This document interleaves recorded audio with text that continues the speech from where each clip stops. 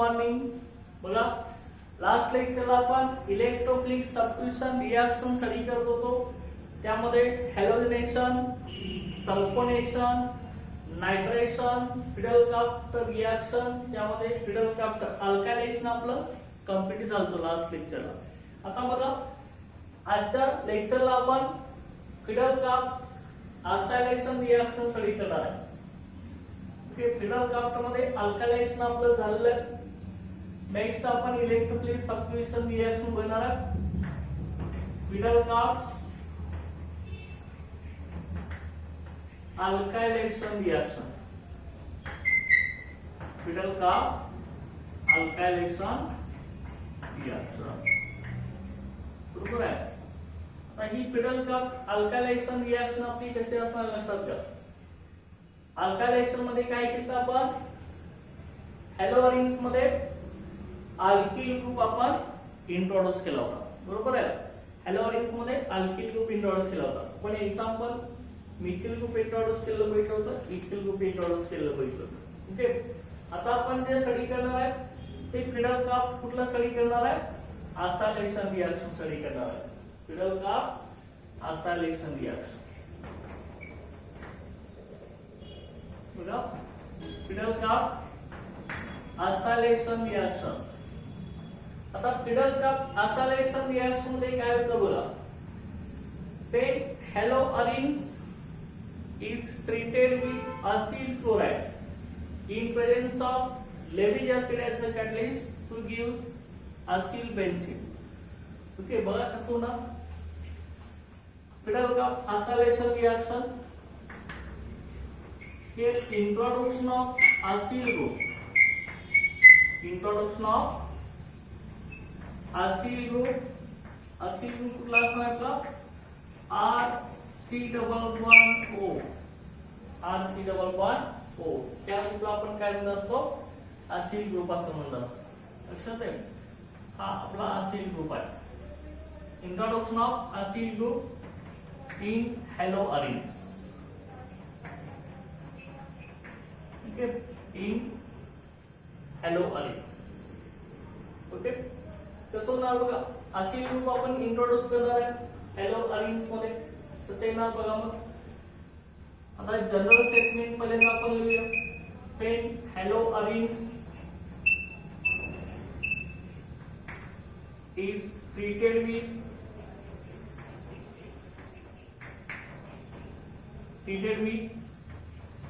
acyl chloride, treated with acyl chloride or acid anhydride or acid anhydride. When haloarine is treated with acyl chloride or acid anhydride in presence of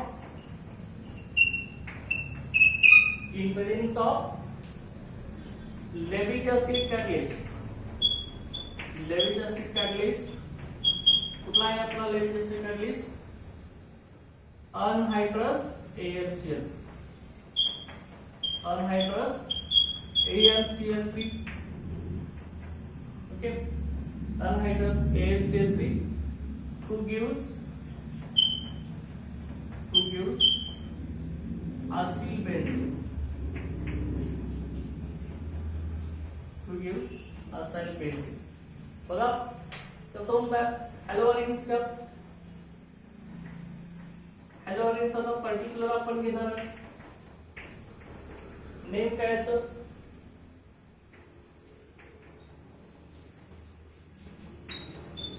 क्लोरोबेन्झीन. Okay, chlorobenzene plus acyl chloride. Acyl chloride आपला कसा RCOCl. RCO ग्रुपला काय म्हटलंय आपण, acyl group. Okay, हा आपला आहे acyl chloride. Okay, त्याची ट्रीटमेंट आपण लेविज ऍसिडच्या प्रेस मध्ये करणार आहे. कुठला कॅटलिस्ट आहे आपला लेविज ऍसिड AlCl3. हिटिंग करणार. ओके, हा जो आपला असिल ग्रुप आहे हा इथं इलेक्ट्रोफाइल म्हणून ऍक्ट होत आहे. RCO कसं आयनाइज होणार RCOCl. आयनाइज कसं होणार RC double bond O plus. Okay, RC double bond O plus plus काय येणार हा Cl मायनस. हा काय असणार आहे इलेक्ट्रोफाइल. हा आपला काय असेल इलेक्ट्रोफाइल असेल. बरोबर आहे. मग हा RCO प्लस हा इलेक्ट्रोफाइल आहे. हा काय ना एकदा ऑर्थोपोर्शनल आहे ना एकदा पॅरापोर्शनल आहे ना. कसं मिळेल बघा मग इथं रिएक्शन कशी मिळेल आपल्याला.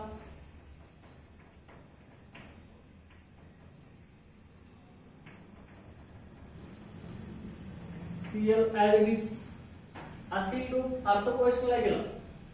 आपली इलेक्ट्रोफिलिक सबस्टिट्यूशन रिएक्शन आहे याचे ऑर्थो प्रोडक्ट आणि पॅरा प्रोडक्ट मिळत असतो. काय येणार आहे तर COR. ओके, नेम काय झालं याचं मग. ओके, हे आपला असाइल बेन्झीन आहे. असिल ग्रुप बेन्झीनला ऍड केलाय क्लोरोबेन्झीनला असिल क्लोरोबेन्झीन. आणि दुसरा कसा येणार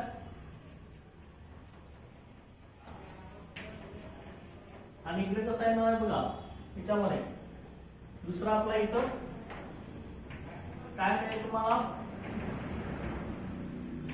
Cl कुठे ना. ओके, पॅरा पोझिशनला हा काय येणार आहे असिड क्लोरोबेन्झीन. तर पॅरा पोझिशनला RCO ग्रुप आहे ना इथं ऑर्थो पोझिशनला RCO ग्रुप येणार. ओके, हे तुमची जनरल रिएक्शन असेल. समजा तुम्ही त्या ठिकाणी जर असिल ग्रुप लक्षात घ्या. मी पर्टिक्युलर जर यूज केला असेल त्यामध्ये बघा पर्टिक्युलर जर असिल ग्रुप यूज केला असेल तर रिएक्शन आपली कशी येणार आहे. समजा इथं तुम्ही घेतला CH3. ओके, नेम काय झालं याचं CH3CO ग्रुपला आपण आता काय म्हणणार ऍसिटिल ग्रुप. RCO असेल तर असिल म्हणायचं आणि अल्किल ग्रुप जर CH3 असेल मग काय झालं आपलं CH3C डबल बॉन्ड O झालं. CH3C डबल बॉन्ड O असेल तर ऍसिटिल असं म्हणायचं. पुढे काय ना क्लोराईड. नेम कसं होणार ऍसिटिल क्लोराईड. ओके, मग हा ऍसिटिल ग्रुप आपला काय असणार आहे इलेक्ट्रोफाइल असणार आहे. हा काय करणार मग एकदा ऑर्थो पोझिशनला आणि एकदा पॅरा पोझिशनला अटॅक करणार. ओके, इथं बनल्या. ओके, हा ऑर्थो पोझिशनला आला CH3CO आणि एकदा पॅरा पोझिशनला आल्या C double bond O CH3 plus plus काय ना बघा आता 2 मॉलिक्युल्स इथं सुद्धा तुम्ही घेऊ शकता. दोन ऍसिटिल ग्रुप आपण ऍड केले ना एकदा ऑर्थो पोझिशनला आणि एकदा कुठं पॅरा पोझिशनला ऍड केले. ओके, त्यामुळे इथं 2 क्लोरीन झाले. इथले राहिले 2 क्लोरीन. ऑर्थो पोझिशनला ऍसिटिल ग्रुप ऍड झाल्यामुळे इथला एक हायड्रोजन रिमूव्ह झाला आणि कुठला झाला पॅरा पोझिशनचा पण हायड्रोजन रिमूव्ह झाला. बरोबर आहे. त्यामुळे कसं आहे ना 2 हायड्रोजन रिप्लेस झाले आणि इथं शिल्लक राहिले 2 क्लोरीन. काय ना 2 मॉलिक्युल्स ऑफ HCl. ओके, आता मग ह्याला नेम द्या. आता नेम कसे येणार सांगा. नेम आपलं कसं येणार इथं आपला बेन्झीनला जर CH3CO ग्रुप आणायचा झाला तर आपण काय म्हणत असतो ऍसिटो. त्या CH3CO ग्रुपला आपण काय म्हणतो ऍसिटो असं म्हणतोय. आणि बेन्झीनला जर C double bond O group जर बेन्झीनला आणायचा असेल तर आपण काय म्हणत असतो फेनोल असं म्हणत असतो. त्यामुळे काय होणार लक्षात घ्या. ओके, बेन्झीनला केटो ग्रुप आणायचं तर फेनोल म्हणणार आणि CH3 ला CO आणायचं तर ऍसिटो म्हणणार. काय म्हणतो लक्षात घ्या. आपण हा C double bond O group जर CH3 ग्रुपला आणायचं तर ऍसिटो असं म्हणायचं आणि बेन्झीन रिंगला C double bond O group आणायचं तर फेनोल असं म्हणायचं. ओके, मग नेम कसा आला ऍसिटोफेनॉल. हा ऍसिटो ग्रुप आणि हा phenol group CH3CO aceto group. Benzene आणि CO फिनोल ग्रुप ऍसिटोफिनॉल हा ऍसिटो हा फिनोल ओके ऍसिटोफिनॉल आता मग ह्या ऍसिटोफिनॉलला आता कसं लिहिता येणार बघा हा ऍसिटोफिनॉल हा CH3 ग्रुप हा मेजर झाला क्लोरीन इथं मायनर झाला लक्षात घ्या ओके त्यामुळे इथं कसं येणार लक्षात घ्या हा 1 नंबरला येणार हा 2 नंबरला येणार ओके परत इथं पण ऍसिटो ग्रुप ज्या कार्बनला अटॅच आहे तो काय येणार आहे फर्स्ट येणार हा काय येणार आहे सेकंड येणार आहे हा काय येणार थर्ड येणार आहे आणि तिच्या पुढचा हा काय येणार आहे फोर्थ येणार लक्षात आहे बघा मग नेम कसं आहे ना 2 क्लोरो 2 नंबरला क्लोरीन आहे ना आणि CH3 CO ग्रुपला तुम्ही काय म्हणलाय ऍसिटो आणि बेन्झीनला CO आहे तर फिनॉल नेम काय ना 2 क्लोरो ऍसिटोफिनॉल 2 क्लोरो ऍसिटोफिनॉल आणि इथं 4 नंबरला क्लोरीन आहे नेम काय ना 4 क्लोरो ऍसिटोफिनॉल ओके 4 क्लोरो ऍसिटोफिनॉल किंवा कॉमन सिस्टीम तुम्ही घेतला क्लोरीनची पोझिशन आपली 1 to पोझिशन आहे ना त्यामुळे काय ना ऑर्थो क्लोरो ऍसिटोफिनॉल असं सुद्धा तुम्ही म्हणू शकता ortho chloro acetophenol okay ortho chloro acetophenol आणि इथं काय म्हणू शकता 1,4 पोझिशनला आपण काय म्हणतो 1,4 पोझिशन पॅरा पोझिशन नेम काय ना पॅराक्लोरो काय ना ऍसिटोफिनॉल पॅराक्लोरो ऍसिटोफिनॉल ओके लक्षात आहे का बघा आता मेजर प्रोडक्ट क्लास आपला पॅरा प्रोडक्ट्स त्यामुळे हा काय असतो आपला मेजर प्रोडक्ट असेल ओके 4 क्लोरो ऍसिटोफिनॉल मेजर प्रोडक्ट्स आणि हा 2 क्लोरो ऍसिटोफिनॉल हा काय असतो आपला मायनर प्रोडक्ट असेल ओके आता लक्षात घ्या ऍसिड क्लोराइड आपण यूज केला आता कोण झालंय ऍसिड अनहायड्राइड आपण घेऊया ऍसिड अनहायड्राइड हा कसा येणार लक्षात घ्या याच्यामध्ये सेम आपण स्टार्टिंग मटेरियल क्लोरोबेन्झीनच घेणार क्लोरोबेन्झीन आहे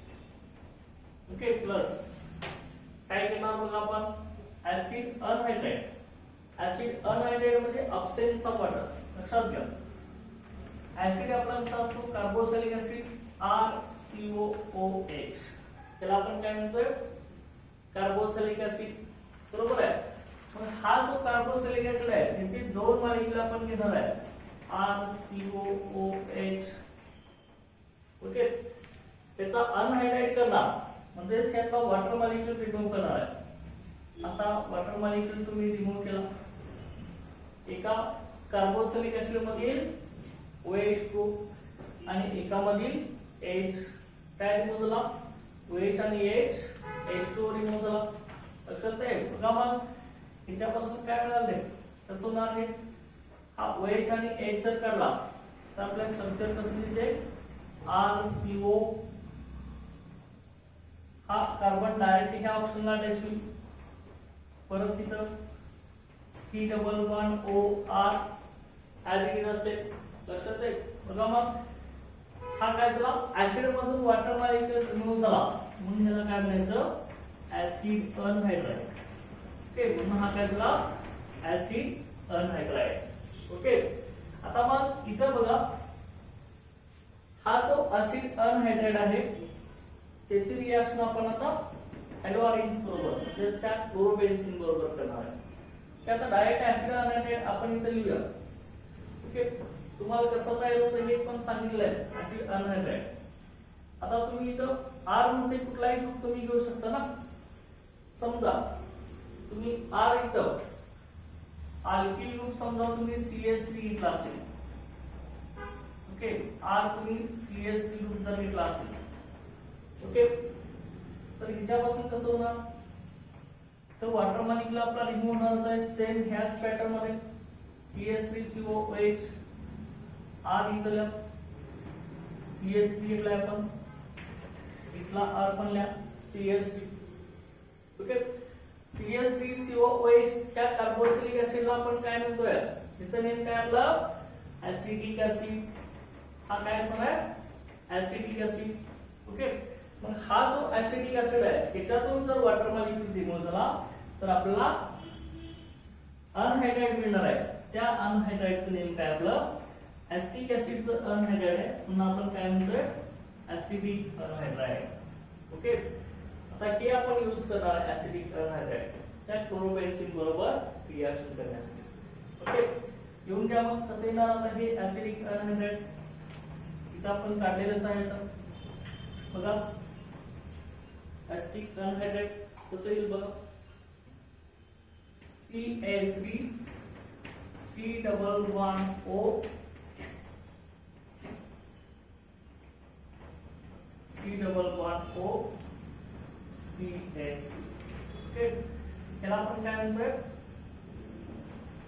ऍसिडिक अनहायड्राइड ओके हा काय नाव आहे आपला ऍसिडिक अनहायड्राइड आहे बरोबर आहे आता मग ह्याची रिएक्शन आपण कशामध्ये करणार आहे कॅटलिस्ट कुठला असणार आहे लेविक ऍसिड कॅटलिस्ट AlCl3 ला एरो वरती हिटिंगचं सिम्बॉल दाखवा ओके मग आता काय होणार आहे असिल ग्रुप आपला इथला इंट्रोड्यूस होणार आहे हा CH3CO ग्रुप हा काय होणार आहे इलेक्ट्रोफाइल म्हणून ऍक्ट होणार आहे CH3CO+ आणि CH3COO- असं याच्यामध्ये होणार लक्षात ठेव हा CH3CO- आयन एक तयार झाला आणि CH3CO+ एक तयार झाला इथून असं बॉन्डिंग होणार आहे आपलं बॉन्ड ब्रेकिंग होणार आहे ओके हा CH3CO+ काय म्हणून ऍक्ट होणार मग इलेक्ट्रोफाइल म्हणून ऍक्ट होणार मग हा इलेक्ट्रोफाइल काय करणार आहे एकदा ऑर्थो पोझिशन वरती अटॅक करणार आणि ऑर्थो प्रोडक्ट देणार आणि एकदा पॅरा पोझिशन वरती अटॅक करणार आणि पॅरा प्रोडक्ट देणार प्रोडक्टचं नेचर सेम असणार आहे सेम हेच प्रोडक्ट तयार होणार आपले ओके बघा मग कसं होणार हा CH3CO ग्रुप ऑर्थो पोझिशन वाला ऍसिटिक अनहायड्राइड आपण घेतला इथं लक्षात घ्या कसं येणार आहे आता हा Cl आपला ऍज इट इज आहे इथं कुठलाही चेंज नाही बरोबर आहे त्यानंतर बघा पुढे काय करायचा हा CH3CO group ortho position attach करा ठीक आहे झालं C11O CH3 ओके प्लस दुसरा आपला पॅरा प्रोडक्ट आपल्याला करायचा हा Cl ऍज आता हा CH3CO कुठे अटॅच करणार तुम्ही पॅरा पोझिशन अटॅच करा इथं काय ना C11O CH3 इथं काय नाव आहे C11O CH3 okay para position आला आता मग नेम बघा त्याचं हे कंपाऊंड आणि हे कंपाऊंड सेम आहे की सेम कंपाऊंड आहे नेम काय करायचं 2-chloro एसिडोफिनॉल 2-chloro एसिडोफिनॉल आणि हा काय ना आपला सेम काय ना 4-chloro एसिडोफिनॉल ओके लक्षात का की आपण काय सांगितलं होतं बेन्झीन रिंगला CO ग्रुप अटॅच तर फेनोन असं म्हणायचं आणि CH3CO असेल तर त्याला काय म्हणायचं ऍसिडो असं म्हणायचं ओके ऍसिडोफिनॉल आता मेजर पॉइंट कुठला आला आपला 4-chloro एसिडोफिनॉल हा मेजर पॉइंट एक हा कुठला असणार आपला मायनर पॉइंट ओके आता फिडल कास्ट असायलेशन मध्ये बघा असाइल ग्रुप आपण बेन्झीन रिंग मध्येच म्हणजे हॅलोअरिन्स मध्ये इंट्रोड्यूस केलाय बरोबर आहे असाइल ग्रुप आपला RCO CO कुठला आहे तर CS3CO CS3CO CS3CO CS3CO बरोबर आहे. असेटिल ग्रुप आपण इथे इंट्रोड्यूस केलेला आहे. पिडल काप असायलेशन रिएक्शन कसं ते कसं आहे ना बघा ही पिडल काप असायलेशन रिएक्शन आहे. त्यामध्ये हॅलोअरिन्स ची रिएक्शन असिल क्लोराइड किंवा ऍसिड अनहायड्राइड वर केली जाते. लेविज ऍसिड कॅटलाइजच्या प्रेस मध्ये तो कुठला आहे आपला अनहायड्रस AlCl3 त्यावेळी असिल बेन्झीन मिळणार आहे. ओके बघा मग आपण इथे एक्झाम्पल घेतले ऍसिटिल क्लोराइड आणि ऍसिटिक अनहायड्राइड यांच्यामधला ऍसिटिल ग्रुप आहे तो आपण आर्थोनी पॅराफॉर्मेशन इंट्रोड्यूस केलेला आहे. लक्षात आहे का इथं आपली फिडल काप असायलेशन रिएक्शनचा पार्ट आपला इथं कंप्लीट झालाय. लक्षात आहे. ओके बघा इलेक्ट्रोफिलिक सबस्टिट्यूशन रिएक्शन आपण कुठल्या स्टडी केले. पहिली आहे आपली हॅलोजनेशन. त्यानंतर सेकंड आपण स्टडी केली होती नायट्रेशन. त्यानंतर थर्ड कुठली होती सल्फोनेशन. आणि त्यानंतर आता आपण फोर्थची भेट होती फिडल काप रिएक्शन. फिडल काप मध्ये एक फिडल काप अल्कायलेशन होती त्यामध्ये आपण अल्किल ग्रुप इंट्रोड्यूस केला होता. आणि दुसरी कुठली आपली फिडल काप असायलेशन रिएक्शन त्यामध्ये हॅलोअरिन्स मध्ये आपण असिल ग्रुप इंट्रोड्यूस केला होता. बरोबर आहे. लक्षात ते सगळ्यांना. ओके इथं आपला इलेक्ट्रोफिलिक सबस्टिट्यूशन रिएक्शनचा पार्ट आपला इथं कंप्लीट झालाय.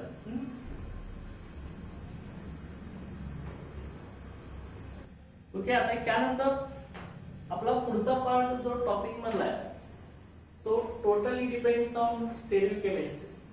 ओके स्टेरियोआयसोमर्स जसे आपण जॉमेट्रिकल आयसोमर्स आपण लास्ट इयरला आपण हायड्रोकार्बन्स या टॉपिक मध्ये तुम्ही स्टडी केलाय अल्किनचे जॉमेट्रिकल आयसोमर्स. ओके त्या पद्धतीने इथं आपल्याला स्टेरियोआयसोमेरिझम इथं स्टडी करायचा. स्टेरियोआयसोमेरिझमचे आपले दोन टाइप्स होते. एक होता आपला जॉमेट्रिकल आयसोमेरिझम तो ऑलरेडी तुम्ही लास्ट इयरला तुम्ही स्टडी केलेला आहे. आणि दुसरा आहे तो आपला ऑप्टिकल आयसोमेरिझम तो आपण आता या टॉपिक मध्ये आपण इन डिटेल मध्ये स्टडी करणार आहोत. ओके आता त्यानंतर सुरुवातीला आपण इथं मॉलिक्युलचं रिप्रेझेंटेशन जे केलं जातं ते रिप्रेझेंटेशन डिफरंट कन्फॉर्मेशन मध्ये ओके आपण कसं करत असतो ते आपण इथं रिप्रेझेंट करणार आहे. ओके एकच मॉलिक्यूल वेज डॅश फॉर्म्युला कसा दाखवला जातो आणि फिशर प्रोजेक्शन फॉर्म्युला तो कसा इंट्रोड्यूस केला जातो हे आपल्याला स्टडी करायचं. ओके बघा इथं रिप्रेझेंटेशन ऑफ मॉलिक्युल्स हे सुरुवातीला आपण बघूया. Representation of molecules representation of molecules.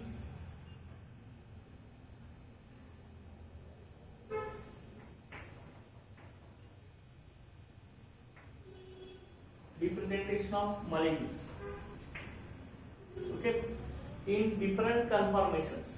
बघा इथं आता मॉलिक्यूलचं रिप्रेझेंटेशन कसं करायचं बघा. पहिल्यांदा आपण सुरुवातीला इथे घेतोय wedge dash formula. Wedge dash formula. आता हा फॉर्म्युला कसा काढायचा हे सुद्धा तुम्ही 11th स्टँडर्डला बघितलेला आहे.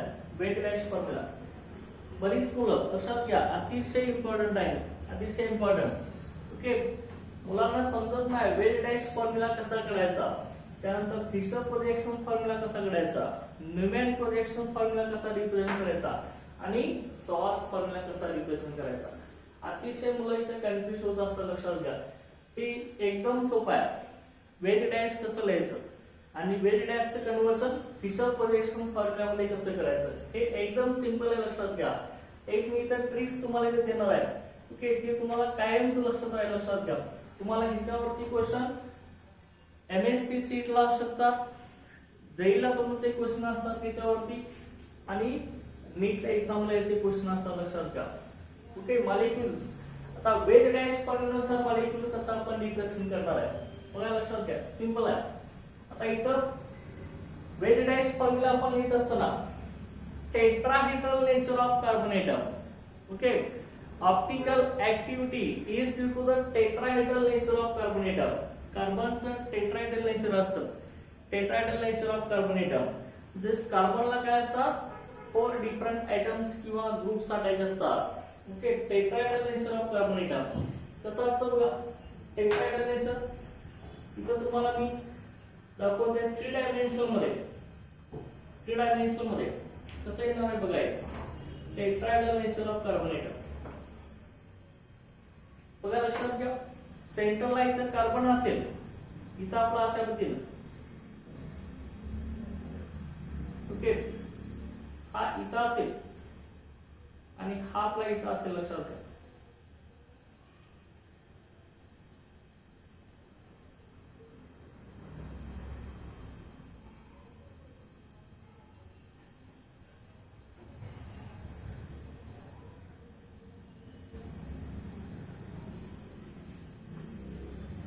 अशा पद्धतीने हे नेचर लक्षात घ्या.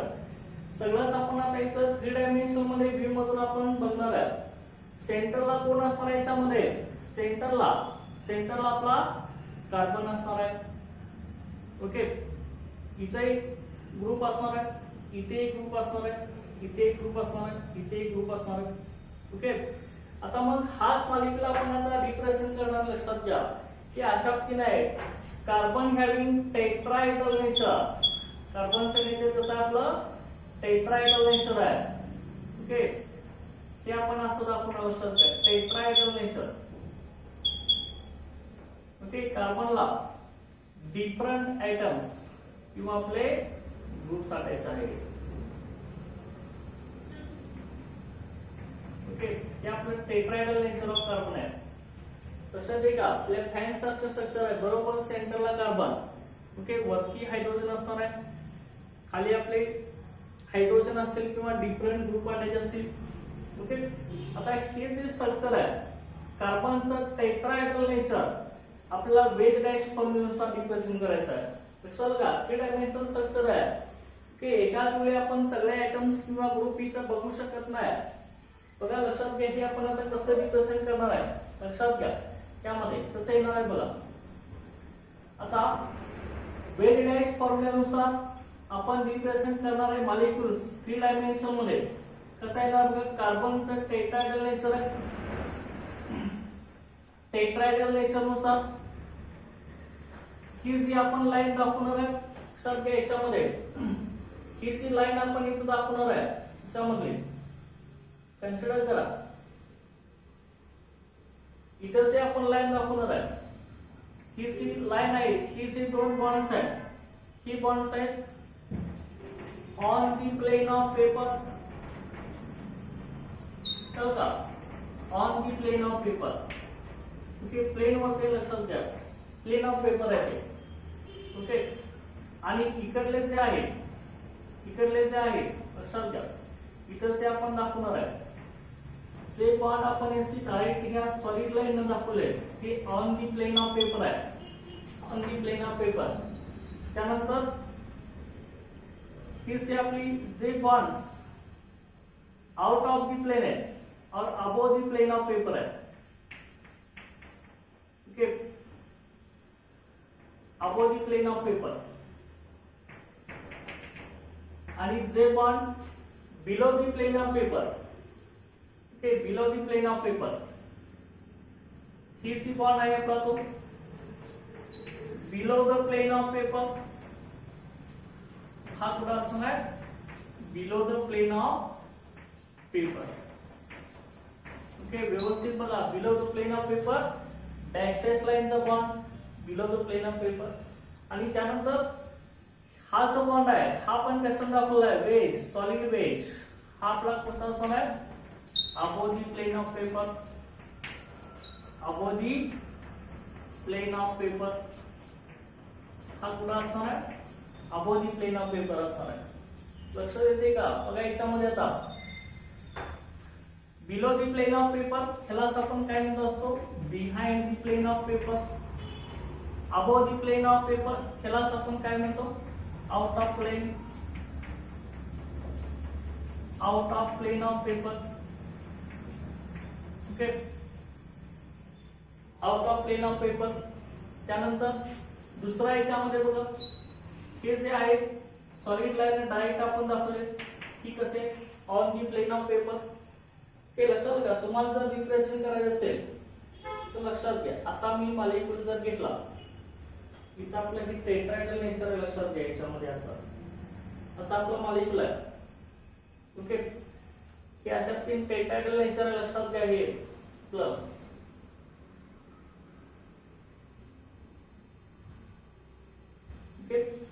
हे अशा तीन आहे की on the plane of paper. ही दोन बॉन्ड आपण दाखवू शकतो, लक्षात घ्या, on the plane of paper. आणि त्याच्यानंतर हा बॉन्ड कसा असणार आहे, हा तुमच्याकडे, तो लक्षात घ्या, हा बॉन्ड तुमच्याकडे आहे above the plane of paper. Okay, किंवा त्यालाच तुम्ही काय म्हणता आणखी out of plane of paper. आणि हा बॉन्ड कसा आहे, पाठीमागेच होतोय प्लेनच्या खाली, below the plane of paper. त्यालाच काय म्हणता तुम्ही behind the plane of paper. लक्षात आहे का, behind the plane of paper. 3 dimension मध्ये लक्षात घ्या. आता मग तुम्ही काय लक्षात ठेवायचं आहे, प्रत्येक वेळी तुम्हाला जर मी इथं रिप्रेझेंट करायला दाखवायला आलो, प्रत्येक वेळी मला असं घेऊन बसणं शक्य आहे का की ही दोन बॉन्ड बघा प्लेन ऑफ पेपर वरती आपण दाखवणार, हा असा प्रत्येक वेळी असा आपण पुढे दाखवू शकतोय का. म्हणून सायंटिस्टने काय सांगितलं आपल्याला, जो बॉन्ड तुमच्याकडे आलेला आहे म्हणजेच कसा आहे, तो above the plane of paper आहे. जो bond above the plane of paper आहे तो काय, तो कसा दाखवायचा, वेज लाईन दाखवायचा. ओके, तो कुठल्या लाईन दाखवायचा, वेज लाईन दाखवायचा. आणि जो bond behind the plane of paper आहे और below the plane of paper आहे तो कसा दाखवणार आपण, डॅश डॅश लाईन दाखवणार. तो कसा दाखवणार आपण, डॅश डॅश लाईन दाखवणार आहे. लक्षात आहे का, बघा मी काय म्हणतोय लक्षात घ्या. आता काय काय म्हणले बघा, आपण त्या लाईनने दाखवलेला बॉन्ड जो आहे तो कुठं असणार आहे, on the plane of paper. On the plane of paper, बरोबर. पेपर वरती आपल्याला ही मॉलिक्यूल काढायचं आहे 3 डायमेन्शन मध्ये. कार्बनचं टेट्राहेड्रल नेचर आहे. ओके, टेट्राहेड्रल जॉमेट्री कार्बनची आपली. ओके, हा बॉन्ड कसा आहे, on the plane of paper आहे. हे आपण दाखवले, ही दोन दाखवू शकतो. त्यानंतर ही जी आहे आपली, हा वेज आहे, हा वेज आहे. वेज आपली काय, वेज लाईन आपण दाखवणार. ही जी आपली वेज लाईन आहे, वेज लाईन काय सांगतो आपला, बॉन्ड कसा असणार आहे, above the plane of paper. तो कुठं असणार आहे, above the plane of paper. बरोबर आहे, तो कुठं असणार आहे, above the plane of paper. त्यालाच तुम्ही आणखी काय म्हणताय, आउट ऑफ प्लेन. ओके, त्यानंतर जो बॉन्ड तुम्ही डॅश डॅश लाईन रिप्रेझेंट करणार आहे, जो bond dash dash line represent करणार आहे त्याला तुम्ही डॅश असं म्हणणार आहे. Okay, okay, dash dash line represent करणार आहे. ओके, तो काय असणार आहे, तो बॉन्ड कसा असणार आहे, तो बॉन्ड कसा असणार. Okay, below the plane of paper. तो कुठं असणार आहे, below the plane of paper. Below the plane of paper, त्यालाच तुम्ही काय म्हणताय, behind the plane of paper. लक्षात आहे का, बघा आपण बघा वेज डॅश फॉर्मला आपण असताना आपण कसा मॉलिक्यूल रिप्रेझेंट करणार आहे, कार्बनचं टेट्राहेड्रल नेचर आहे. जे बॉन्ड प्लेन वरती आहे ते आपण असे नॉर्मल लाईन दाखवणार आहे. ओके, आणि जो bond okay above the plane of paper आहे म्हणजे जो बॉन्ड टुवर्ड्स दी ऑब्झर्वर आहे, म्हणजे हा कसा, towards the observer, towards the observer.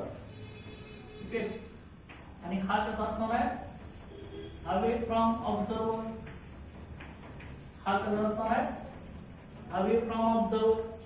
Okay, लक्षात घ्या की ऑब्झर्वर तुम्ही आता इथून बघायला लक्षात घ्या, तुम्ही जर ऑब्झर्व करा असेल तर तुम्ही कशाच्या मध्ये बघू शकताय. ओके, हा वेज आणि डॅश या दोघांच्या मध्ये तुम्ही बघू शकता. लक्षात घ्या, इथून तुम्ही बघू शकताय मॉलिक्यूल. लक्षात घ्या, इथून तुम्ही बघू शकताय की इथून तुम्ही बघायला आला तर कसं दिसणार बघा. हे हा बॉन्ड कसा दिसणार आहे. Okay, okay, towards the observer हा तुमच्याकडे असणार आहे. हा कुठं असणार आहे, behind the plane of paper और below the plane of paper. त्यालाच तुम्ही काय म्हणताय, अवे फ्रॉम द ऑब्झर्वर हा तुमच्याकडे आलाय, जो पॉइंट तुमच्याकडे येतोय त्याला तुम्ही काय म्हणणार आहे डॅश असं म्हणणार.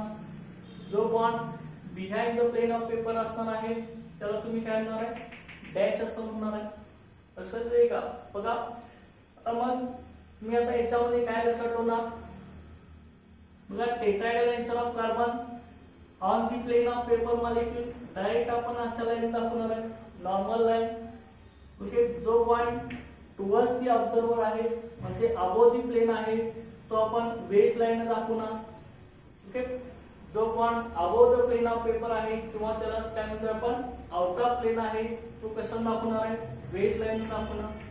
आणि जो पॉइंट आपला behind the plane of paper और आणखी काय अवे फ्रॉम ऑब्झर्वर आहे त्याला आपण काय म्हणणार आहे की तो डॅश लाईन आपण दाखवणार. लक्षात येईल का?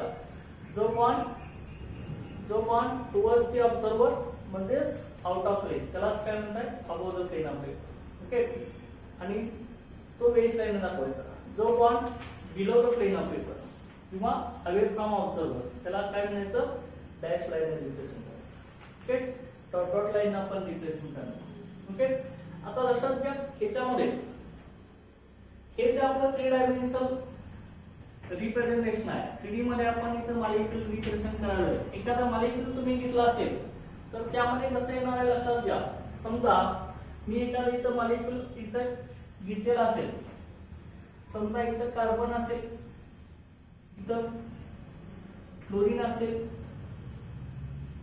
इथं हायड्रोजन असेल, इथं आपला Cl असेल, इथं आपला Br असेल, असा एखादा मॉलिक्यूल आपला प्रेझेंट असेल तर आता ह्याचं रिप्रेझेंटेशन आपल्याला करायचं वेट डॅश फॉर्म्युलानुसार. तर ते आपल्याला कसं करता येणार लक्षात घ्या. ओके, ह्याचं रिप्रेझेंटेशन आपल्याला कसं करता येणार. हा कार्बन आहे, ओके Cl म्हणा, इथं H म्हणा, इथं तुम्ही I म्हणा, इथं ब्रोमीन म्हणा. ओके, हे कसं तुम्ही दाखवणार वेट डॅश फॉर्म्युलानुसार. ओके, कुठलीही तुम्ही लाईन करा, पहिल्यांदा नॉर्मल लाईन दाखवा अशी. ओके, इथं नॉर्मल लाईनला समजा तुम्ही क्लोरीन आणि ब्रोमीन रिप्रेझेंट केला असेल. ओके, आयोडीन समजा आउट ऑफ दी प्लेन असेल ते तुम्ही कसं दाखवणार टुवर्ड्स द ऑब्झर्वर बॉन्ड जो आहे तो कसा येणार बेस लाईन आणि अवे फ्रॉम ऑब्झर्वर तो कसा येणार आहे dot line. Okay, away from observer dot line. Okay, लक्षात का? जो बॉन्ड आपला कसा आहे म्हटलंय, जो बॉन्ड आपला कसा आहे म्हणून सांगितलंय आपण. ओके, नॉर्मल लाईन असेल तर on the plane of paper, base line असेल तर above the plane of paper किंवा आउट ऑफ प्लेन असणार आहे. आणि डॅश लाईन जर असेल तर ती आपली behind the plane of paper असणार. ओके, आणि तुम्ही ऑब्झर्वेशन इथून असं करू शकता लक्षात. ओके, लक्षात घ्या. ओके, वेज आणि डॅशच्या मधून ऑब्झर्वेशन मॉलिक्यूलचं करायचं असतं. ओके, केवळ तुम्हाला हा मॉलिक्यूल तुमच्याकडे आलेला दिसेल म्हणून याला काय म्हणणार टुवर्ड्स द ऑब्झर्वर. हा प्लेनच्या पाठीमागे गेला असेल म्हणून याला काय म्हणायचं, काय म्हणणार तुम्ही. Okay, away from observer that is the काय असणार आहे below the plane of paper. Okay, लक्षात घ्या. हा वेट डॅश फॉर्म्युला आहे आपला. आता ह्याच्यानंतर तुम्हाला एखादा मॉलिक्यूल दिला असेल आणि ते कुठला ऍटम त्याच्यातला आउट ऑफ प्लेन असेल, कुठला आपला below the plane of paper असेल, कुठला प्लेन ऑफ पेपर असेल, हे तुम्ही आता ह्याच्यावर लिहू शकता. फक्त लक्षात काय ठेवायचं बघा, जी नॉर्मल लाईन आहे ती on the plane of paper असणार आहे. जे तुम्हाला बेस लाईन दाखवणार आहे तो above the plane of paper किंवा आउट ऑफ प्लेन असणार आहे, म्हणजे टुवर्ड्स दी ऑब्झर्वर असणार आहे. जो डॅश लाईन आपण दाखवणार आहे तो below the plane of paper म्हणजे behind the plane of paper, त्यालाच तुम्ही काय म्हणताय अवे फ्रॉम ऑब्झर्वर असं म्हणताय. ओके, लक्षात. हा आपला वेट डॅश फॉर्म्युला आहे. लक्षात आहे का वेट डॅश फॉर्म्युला. त्याच्यानंतर नेक्स्ट आपण इथं फॉर्म्युला बघणार आहे याच्यामध्ये picture projection formula. Picture projection formula.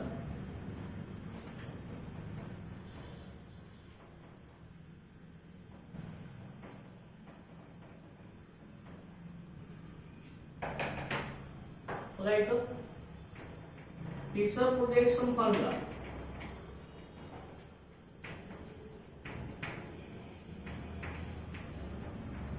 Fischer projection फॉर्म्युल्यानुसार आपल्याला मॉलिक्यूलचं रिप्रेझेंटेशन कसं करता येणार बघा. वेट डॅश फॉर्म्युल्यामध्ये काय डिफरन्स आहे आणि फिशर प्रोजेक्शन फॉर्म्युल्यामध्ये डिफरन्स काय लक्षात घ्या.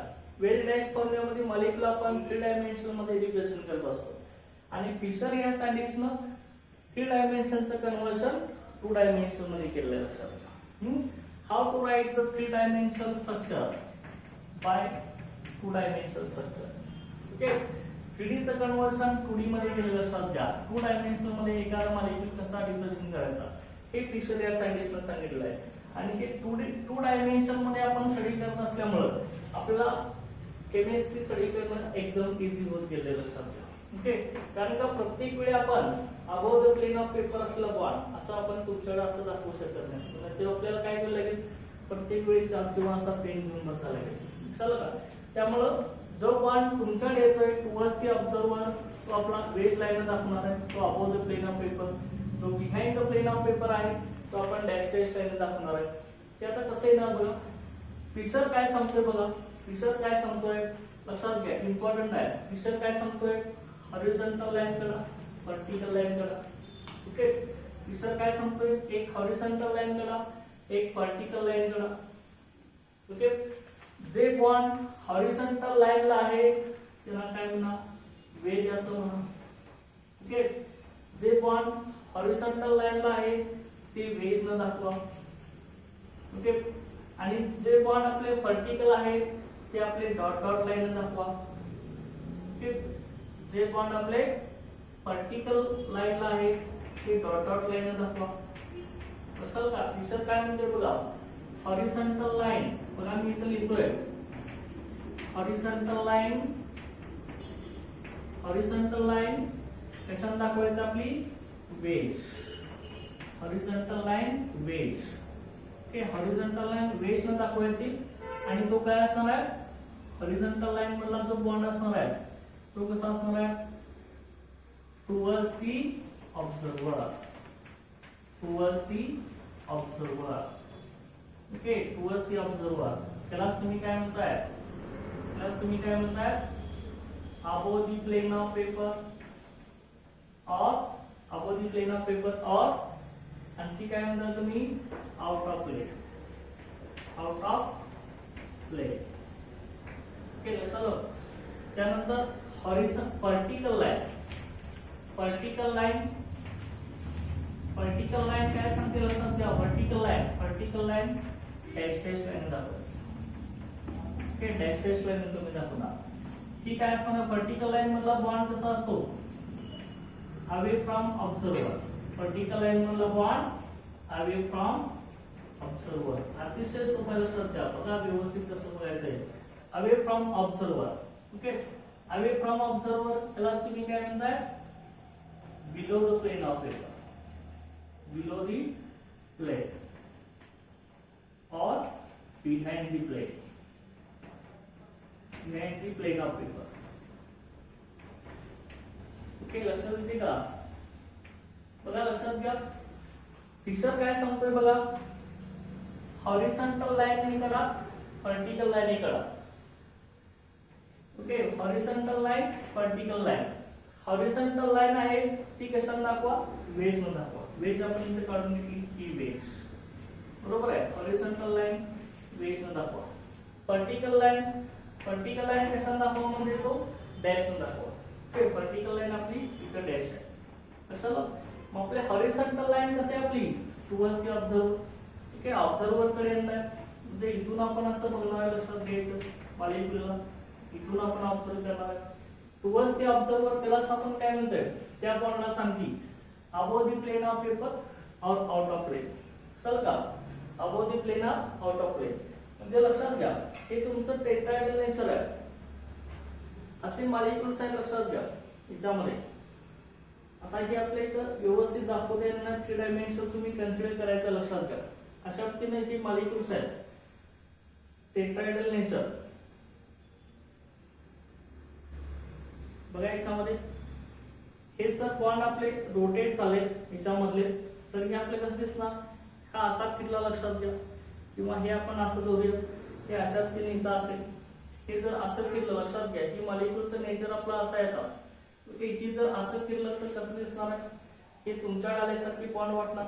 चल का, म्हणजे कसं टुवर्ड्स द ऑब्झर्वर आपण इकडून बघायला ना. ओके, ही जर असं रोटेट केला मॉलिक्युल आपण लक्षात घ्या, इथून जर मॉलिक्युल आपण असा रोटेट केला तर हे असं फिरणार. फिरल्यामुळे हे बॉन्ड तुमच्या डाल्यासारखे दिसतात. म्हणून काय म्हणलंय, टुवर्ड्स द ऑब्झर्वर असणारे बॉन्ड कसे दाखवायचे, वेव्हने दाखवायचे.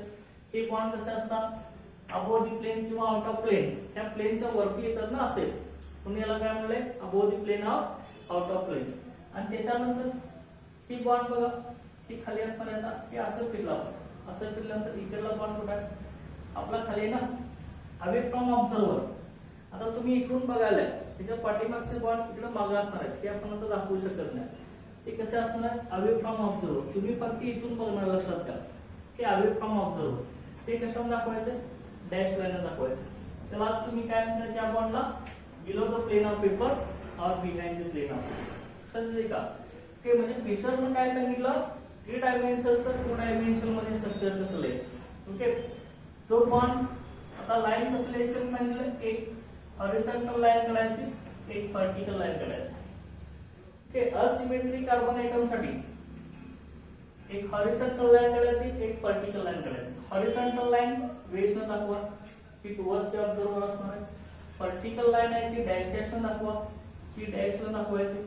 दिसाल का, म्हणजे आता एखादा मॉलिक्युल आपण घेऊया, तुमच्या लक्षात येईल बघा. याच्यामध्ये समजा इथं आपण घेतला असेल, इथं आय असेल, इथं एच असेल, इथं बीआर असेल, इथं सीएल असेल, 4 डिफरंट आपण घेतले.